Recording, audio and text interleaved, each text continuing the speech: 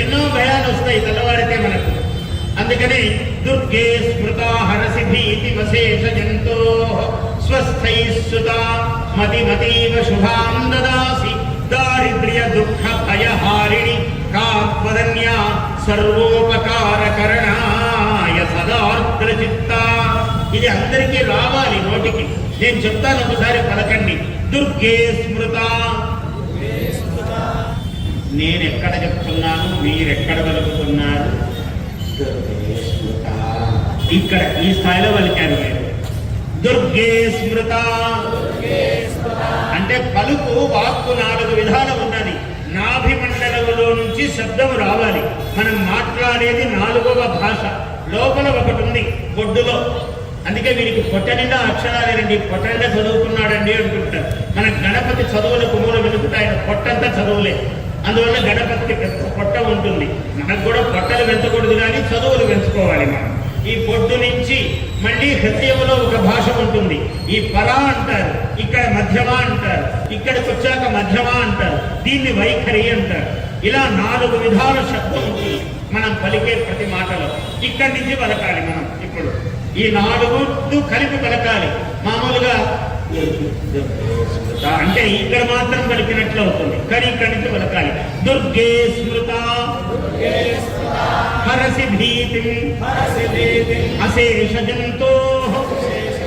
బాగా గుర్తు తిప్పండి. జంతో స్వస్థై స్మృత మతిమతీవ శుభాం దదాసి దారిద్ర్య దుఃఖ భయ హారిణి కాత్వదన్యా సర్వోపకార కరణాయ సదార్ద్రచిత్త. అమ్మవారు భక్తులు అడిగితే చాలు ఉపకారం చేద్దామని ఎప్పుడూ సిద్ధంగా ఉంటుందట. అడగని వాడిదే పాపము, అడగని వాళ్ళదే తప్ప ఆమె ఎప్పుడూ సిద్ధంగా ఉంటుంది. సర్వ ఉపకార కరణాయ సదా ఆర్ద్రచిత్త. తడిసిన చిత్తముతో. తడవటం అంటే ఏమిటి? ప్రేమతో తడవటం. అయ్యో వీళ్ళు నా భక్తులు, వీళ్ళు నాకు పూజ చేస్తున్నారు, ఇక్కడ కుంకుమ పూజ చేశారు, ఇక్కడ ఇంత మంటపం పెట్టారు, ఇక్కడ నన్ను ఆవాహనం చేశారు, ఒక బ్రాహ్మణుడిని పెట్టి పూజ చేస్తున్నారు, రోజు వచ్చి దర్శనం చేస్తున్నారు, తీర్థ ప్రసాదాలు తీసుకుంటున్నారు, భక్తిగా భజనలు చేస్తున్నారు, సినిమా పాటలు పాడకుండా చేస్తున్నారు. అది కూడా గొప్ప విషయమే. అన్నిటిని పెట్టి అమ్మవారిని పెట్టి మనం సినిమా పాటలు అల్లని పాటలు పెట్టుకుంటే ఏటం అనుకోండి, మొత్తం అంతా గంగా ప్రవేశ, మన పుణ్యమంతా పాడైపోతుంది. అట్లాంటి పనులు చేయరాదు. మామూలుగా వినాయక మండపాల్లో చూస్తుంటాం ఇవే పనులు. మనం అక్కడ పెట్టి సినిమా పాటలు పెట్టి ఎగురుతూ ఉంటారు. ఏం ప్రయోజనం? అలా ఉండకూడదు. మనం అమ్మవారి పాటలే పెట్టుకో. నువ్వు ఆనందంతో నృత్యంతి, తాండవం చేయి, కానీ అమ్మవారి నామధేయాలు ఉండేటట్టు చూసుకో, గణపతి నామధేయాలు ఉండేటట్లు చూసుకో. ఇంకో భగవంతుడు ఏ రూపమైనా పర్వాలేదు, అలాంటి రూపం పెట్టుకోవాలి. ఇది విశేషంగా అమ్మవారి పూజ కాబట్టి అమ్మవారు. అందువల్ల సదా ఆర్ద్రచిత్త దుర్గే స్మృత. నిన్ను తలిస్తే చాలు మనస్సులో దుర్గా అంటే చాలు, దుఃఖం పోగొడుతుందట అమ్మవారు. హరసి భీతిని అశేష జంతో.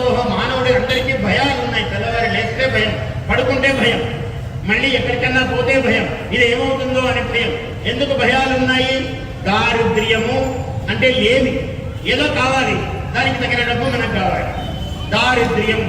దుఃఖం అంటే ఏదో దుఃఖం, అక్కడ అట్లయింది, ఇక్కడ ఇట్లయింది, మనకు దుఃఖం. భయం. ఈ 3 ఉన్నాయి.